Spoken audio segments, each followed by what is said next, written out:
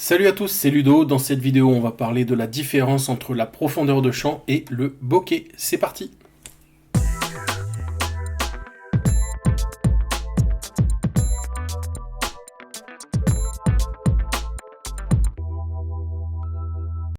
Alors, depuis quelques temps, je vois passer dans les commentaires de mes vidéos que je confondrais la profondeur de champ et le bokeh. Alors, aujourd'hui, on va régler ça une bonne fois pour toutes. Parce que non, la profondeur de champ et le bokeh, ce n'est pas la même chose. Et comprendre cette différence peut complètement changer votre manière de regarder les photos. Donc déjà, la profondeur de champ, c'est quoi? La profondeur de champ, c'est simplement une zone nette, une zone de netteté dans ton image. Quand une grande partie de ta photo est nette, on parle d'une grande profondeur de champ. Et quand une petite partie de ta photo est nette, on parle de faible profondeur de champ. Et cette profondeur de champ, elle dépend essentiellement de trois choses.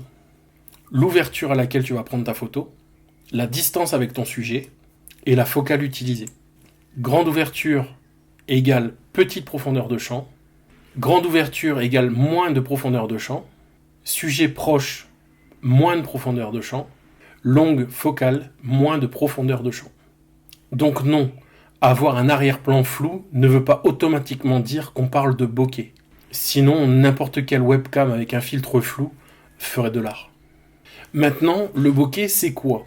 Et c'est là que beaucoup de gens mélangent tout. Le bokeh, ce n'est pas la quantité de flou. Le bokeh, c'est la qualité du flou d'arrière-plan. Regardez ces images par exemple. Elles peuvent avoir une profondeur de champ très proche, voire même la même profondeur de champ. Mais le rendu du flou est totalement différent. Certains objectifs donnent des flous assez doux, d'autres vont donner des flous progressifs, ou encore crémeux, d'autres donnent des flous plus nerveux, plus agressifs, parfois presque distrayants, et c'est pas du tout ce qu'on cherche quand on veut mettre en valeur notre sujet. Le bokeh dépend énormément de la formule optique d'un objectif. La forme des lamelles du diaphragme, la construction optique, les aberrations, tout ça, ça influence le rendu. C'est pour ça que deux objectifs à la même ouverture peuvent avoir un rendu complètement différent, même si c'est la même focale. Deux objectifs de même focale à la même ouverture, s'ils sont de marques différentes et de construction et formules optiques différents, peuvent avoir des rendus totalement différents. Sinon, un smartphone en mode portrait aurait exactement le même rendu qu'un moyen format. Et, comment dire ? Là, je vais vous afficher une série de photos que j'ai faites avec mon Canon RP et un 50 mm 1.8, donc qui ouvre jusqu'à 1.8, et un 85 mm qui ouvre à 2.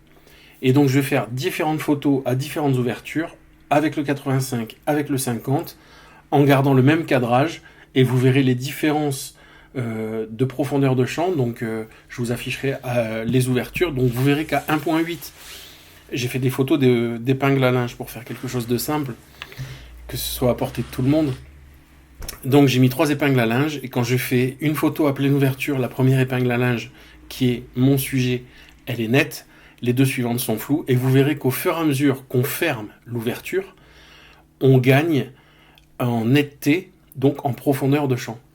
C'est exactement la bonne façon de vous expliquer et de vous montrer la profondeur de champ.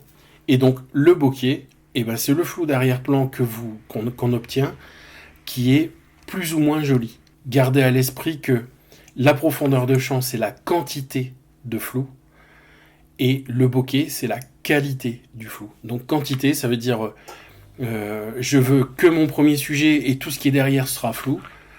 Donc là, on a une faible profondeur de champ. Par contre, si on veut avoir le premier sujet, le sujet net et l'arrière-plan net, là on est sur une grande profondeur de champ. Et donc on peut tout à fait, si le sujet n'est pas trop proche au moment de la photographie, avoir une photo nette du début du premier plan jusqu'au dernier plan.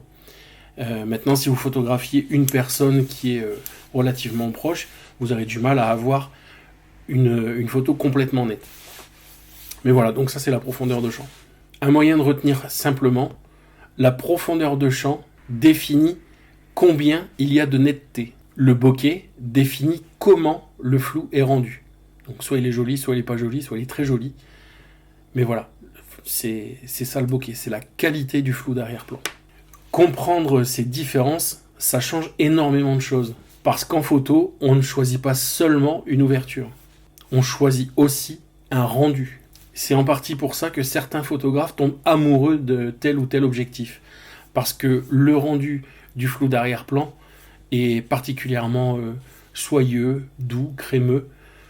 Voilà, ça peut arriver qu'on ait un objectif de prédilection pour les portraits avec flou d'arrière-plan parce qu'on a un arrière-plan avec un bokeh particulièrement joli.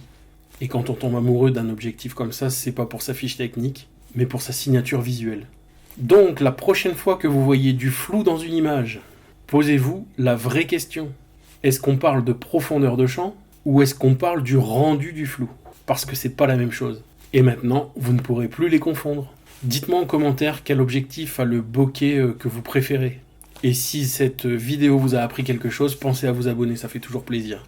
A bientôt en vidéo, en live ou en vrai. Salut!